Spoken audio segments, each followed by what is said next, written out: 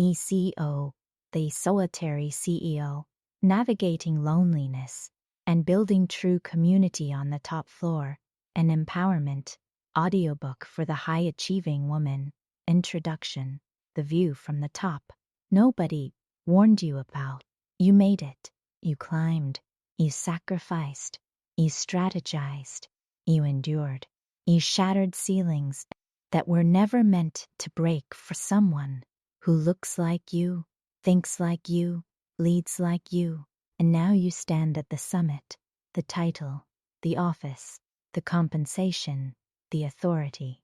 And yet, there is a silence up here that no one prepared you for, not the peaceful silence of a morning meditation or the quiet focus of deep work.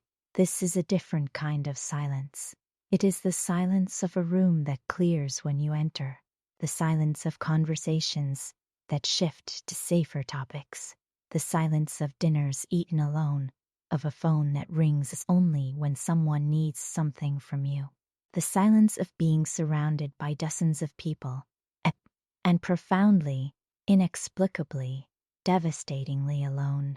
This is the silent tax on high-achieving women, the cost that does not appear in any leadership development curriculum, any executive coaching program, any business school case study. The loneliness of the top floor is real, it is widespread, and it is quietly dismantling some of the most extraordinary women alive. This audiobook is for you, not the public you, the CEO, the founder, the director, the executive, the private you, the woman who drives home in a car full of thoughts she cannot share with anyone, the woman who has learned to translate her authentic self into language that does not frighten or alienate, the woman who gives her counsel, her wisdom, her emotional labor freely to everyone around her, and goes home to a cup of tea and no one who truly asks how she is doing. I see you, and this conversation, right here, is the beginning of your way through. Chapter 1, The Myth of the Self-Made Monolith. Let us begin by dismantling a story, a very seductive, very dangerous story that lives at the heart of executive culture, particularly for women who fought hard to get to where they are. The story goes like this. Strength means self-sufficiency. Leaders do not need people. Need is weakness. To reach the top, you must become impenetrable, a fortress of competence and composure that asks nothing, reveals nothing, and requires nothing from anyone. I understand why this story was necessary. Many of us grew up in environments, professional and personal, where showing need was met with punishment, dismissal, or exploitation. We learned to need less, to ask less, to become emotionally compact, to take up exactly the space we were given and never, ever let anyone see us struggling. And that learned self-sufficiency carried us remarkably far. It fueled late nights and early mornings. It powered decisions made in the absence of mentors who looked like us. It was armor when armor was genuinely needed. But here is what the armor has cost you.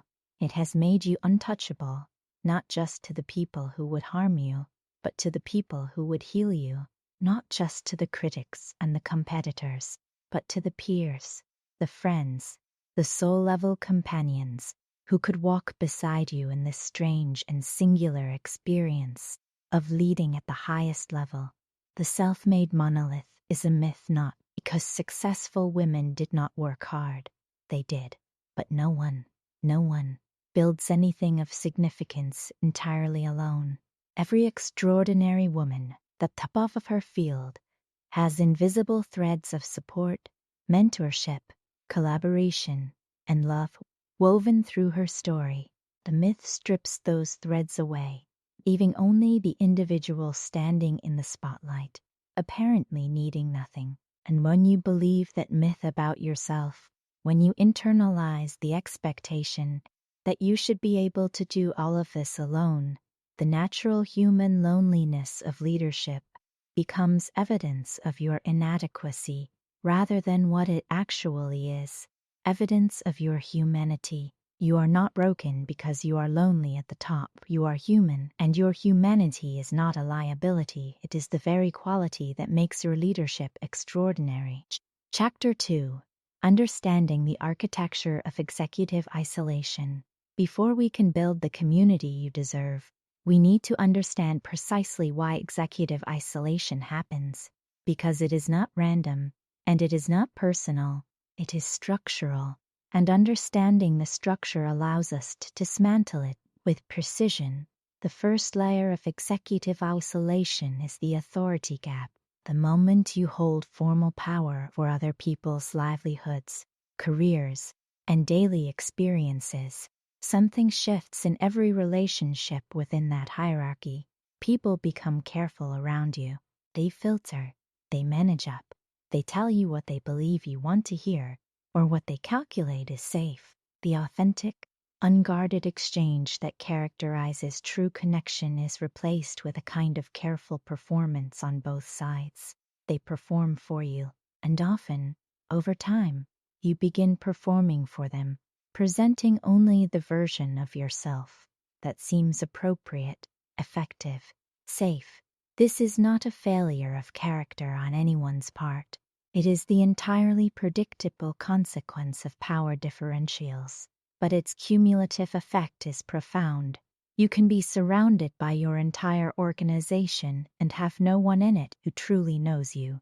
The second layer is the gender tax on executive loneliness.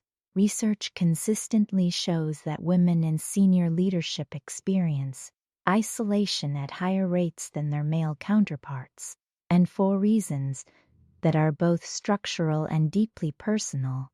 The persistent underrepresentation of women at the top means there are simply fewer peers who share the specific experience of being a woman in a room where your presence was not historically assumed. The code switching, the careful calibration, the extra layer of translation required to be received as authoritative without being labeled difficult.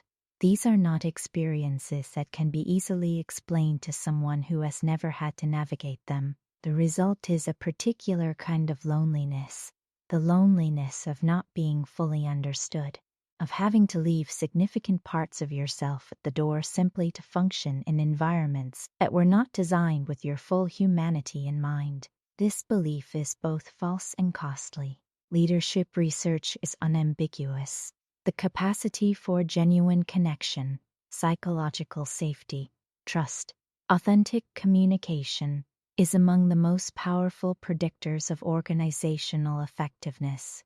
The leaders who create the most impact are those who can be both rigorously excellent and genuinely human, not cold, not distant, present, connected, real.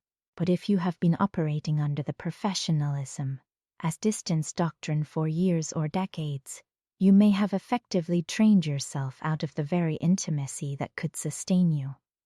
Chapter 3. The High Cost of Isolation.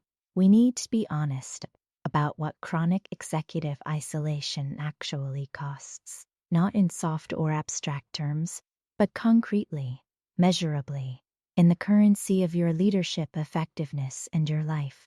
The first cost is decision quality. Leadership at the highest level requires the most sophisticated thinking a human being is capable of: creative, multidimensional, emotionally intelligent, strategically farsighted, and that quality of thinking is profoundly dependent on the quality of input, challenge, and reflection available to the thinker. When you are isolated, your thinking, however brilliant, becomes an echo chamber. You lose access to the friction of genuine peer dialogue, creative disruption of a trusted confidant who's not afraid to disagree with you, the calibrating effect of being truly known and truly challenged by an intellectual equal. The women who make the most consequential decisions, in business, in policy, in culture, are not the ones who think in isolation. They are the ones who have cultivated inner circles of sharp, honest, loyal peers who push their thinking beyond what it would be alone. The second cost is resilience. The demands of executive life are genuinely extraordinary. the complexity, the stakes, the visibility, the pace, the accountability. All of it requires a sustained level of psychological and emotional resources that cannot be self-generated indefinitely. Human beings are biologically wired for connection. The neurological benefits of genuine social bonding, reduced cortisol, elevated oxytocin, regulated nervous system function, are not optional luxuries. They are the literal biological infrastructure of sustained high performance. Isolation depletes that infrastructure, silently, gradually, and then, often suddenly. The executive who seemed invincible, who had delivered year after year without apparent strain, who prided herself on her ability to carry everything, and then could not anymore. The burnout, the health crisis, the quiet resignation, these are not personal failures. They are the predictable biological consequences of chronically depleted human connection. The third cost is joy. This one may seem less strategic than decision quality or resilience, but I want to name it plainly. A life at the top that is devoid of genuine intimacy, genuine belonging, and genuine community is not a successful life. It is a diminished one. You did not fight this hard, work this long, and sacrifice this much to arrive at a destination where you eat alone and feel like a stranger to the people who most need to know you. You deserve more than accomplishment. You deserve a full human life, and full human lives require community. Chapter 4. Redefining community for the high-achieving woman. Here is where we begin building. But first, we need to redefine what community means at this level of life, because the social structures and friendship-making habits that may have served you in earlier chapters are no longer fully adequate. Community, for the executive woman, is not the same as popularity. It is not a large network, an impressive contact list, or a full social calendar.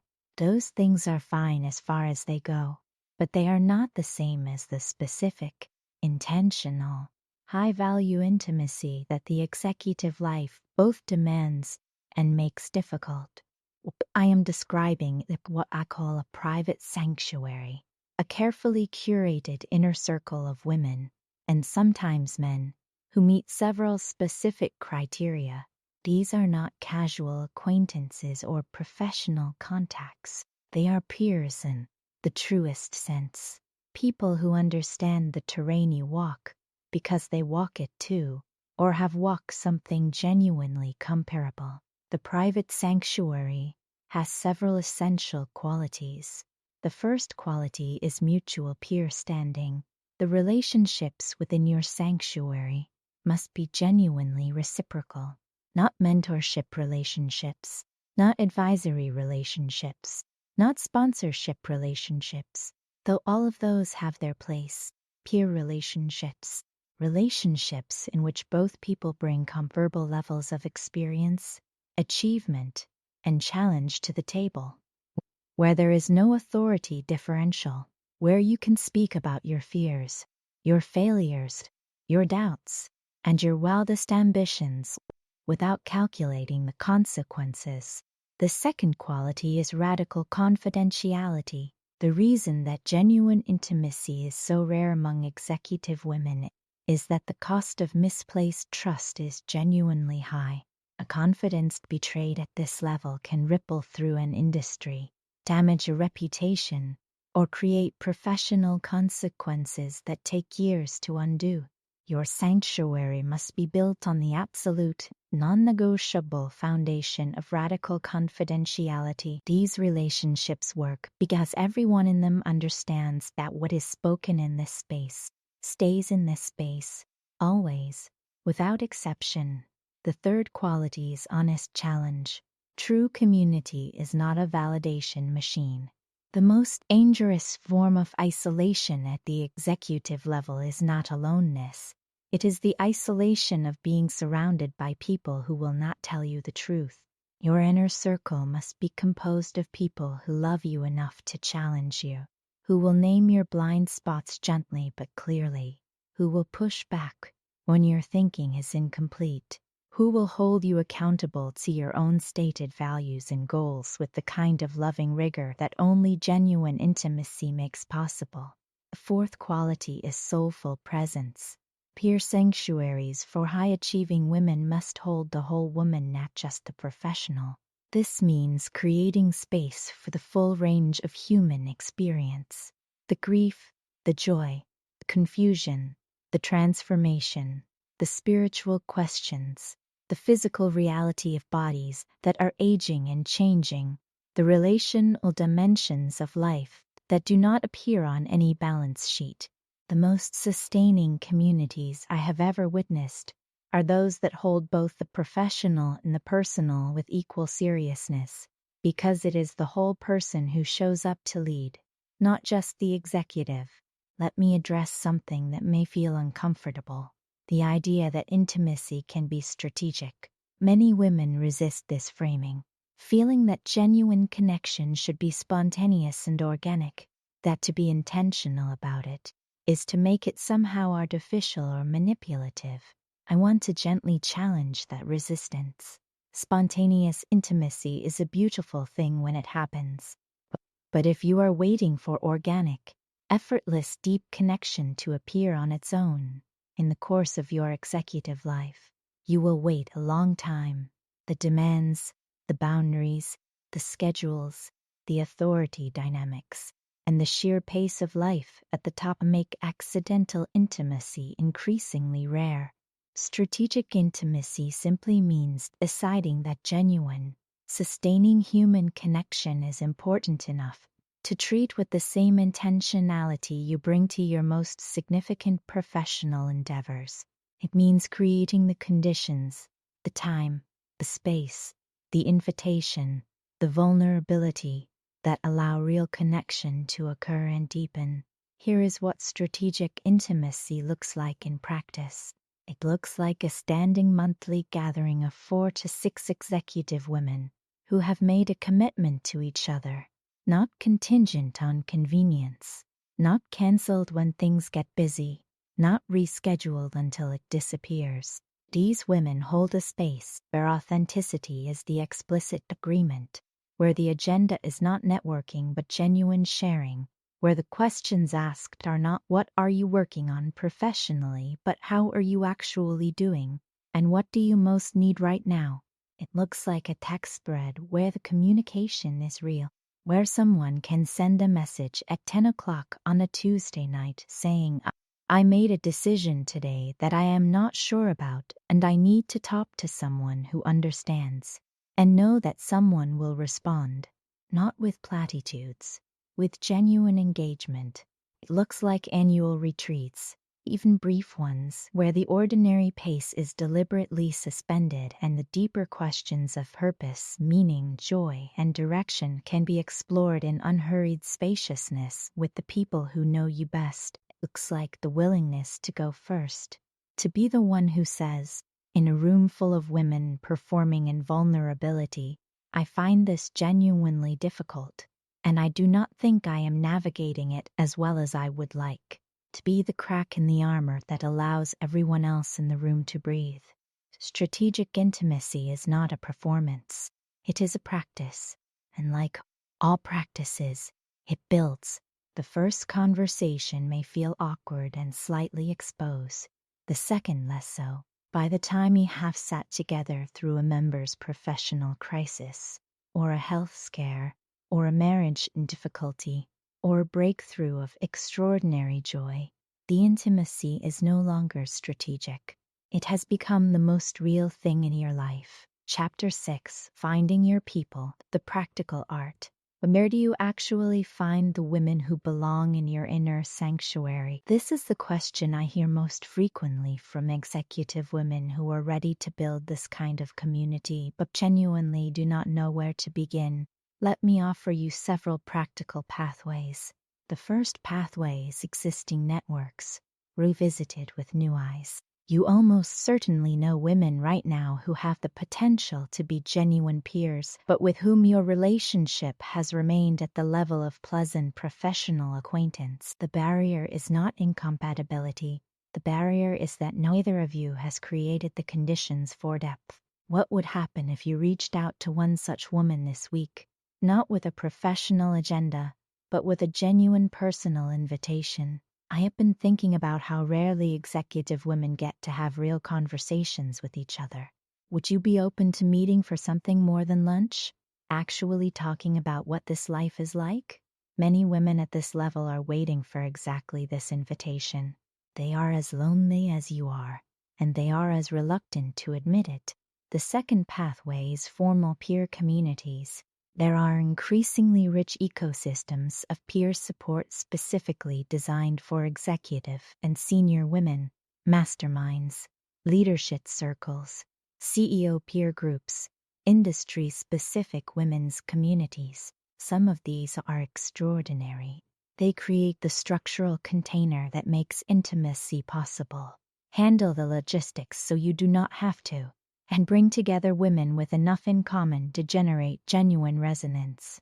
Research them, evaluate them rigorously, and when you find one whose culture and membership feel aligned, commit to it fully. Half-hearted participation yields half-hearted results. Genuine peer community requires genuine investment. The third pathway is the conference or gathering that is actually used for connection. How many events have you attended in your professional life? Conferences, summits, retreats, where you were in a room full of extraordinary women and came home with a stack of business cards but no real relationships. The container was present. What was missing was the intentionality. The next time you are in a room with women you genuinely admire, experiment with going deeper, rather than the networking cocktail party mode. Request a quieter conversation. Ask real questions. Share something real about yourself. Be willing to be genuinely met. The fourth pathway is the proactive creation of something that does not exist yet. If the community you need does not exist, build it. Invite 5 women you respect deeply to a dinner with a specific purpose. I want to have a real conversation about what it means to lead at this level. As a woman, right now, no agenda, just genuine exchange. See who shows up, see what merges. Many of the most sustaining executive women's circles in existence today began exactly this way. One woman who was lonely enough to be brave, and brave enough to extend the invitation. The first tending practice is consistency over intensity. The deepest relationships are not built in dramatic moments of crisis and revelation, though those moments certainly deepen them. They are built in the ordinary, unheroic consistency of showing up. The standing meeting you do not cancel. The monthly text you send even when everything is fine. The birthday remembered not because it appeared on a calendar reminder, but because this person matters enough for you to know it. Consistency is the slow compound interest of intimacy. The women who do this consistently have relationships that feel, after years, like coming home. The second tending practice is the regular, courageous share. Every community, every relationship has a natural ceiling of depth that is established by the most vulnerable thing anyone has ever shared in that space. If the most vulnerable thing you have shared with your peer circle is professional frustration, ceiling of depth will be set at professional frustration to take the ceiling higher, to create the kind of profound intimacy that genuinely sustains you. Someone has to go first, regularly, to share the thing that feels more exposed than comfortable, to name the fear, the failure, the grief, the question that lives in the deeper register of your experience. This is an act of leadership as much as an act of friendship. You are setting the standard of depth for the entire community every time you choose courage over comfort.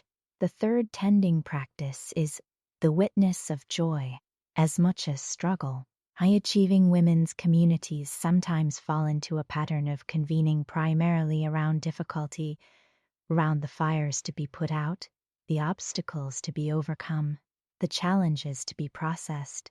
While supporting each other through difficulty is absolutely essential, community that only convenes around struggle is incomplete. Make space in your sanctuary for unapologetic, unambiguous celebration, for the achievement that deserves to be witnessed without qualification, for the joy that deserves to be shared with the people who have watched you work for it. Being truly seen in your joy by the people who love you is as nourishing as being held in your difficulty. Perhaps more so, the fourth tending practice is the honest renegotiation. Not every relationship in your inner circle will remain there permanently. People grow in different directions. Circumstances change. The reciprocity that defined a relationship at one stage may not hold at another. Tending your sanctuary means being willing to honestly assess which relationships are genuinely sustaining and which have become obligatory, and it means being willing to extend new invitations as you evolve, to bring new people into your inner circle. When you meet someone whose depth, honesty, and resonance suggests they belong there. Chapter 8. From Isolation to Legacy. The full vision. I want to close our time together with the widest possible frame, because the work of building genuine community as a high-achieving woman is not only about your personal well-being, though that matters enormously. It is about the quality and sustainability of your leadership. It is about your legacy. The leaders who leave the deepest imprints on their organizations, their industries, their communities, and their families are not the ones who succeeded in isolation. They are the ones who built something relational alongside something professional, who modeled, through the way they lived and led, that extraordinary achievement and genuine human connection are not in conflict. That you can be the most powerful person in the room and also the most authentic. That leadership at its highest expression is not a monologue performed from an unequal height, but a conversation conducted between people who see each other clearly and care about each other genuinely. When you build genuine community, when you allow yourself to be truly known by a circle of extraordinary peers, you are not just taking care of yourself. You are becoming a different kind of leader, one who leads from fullness rather than depletion, one whose decisions are informed by genuine wisdom rather than isolated brilliance, one who brings a quality of presence to her work that is only possible when she is not secretly carrying the weight for solitude. And here is what I know to be true from every woman I have ever accompanied on this journey.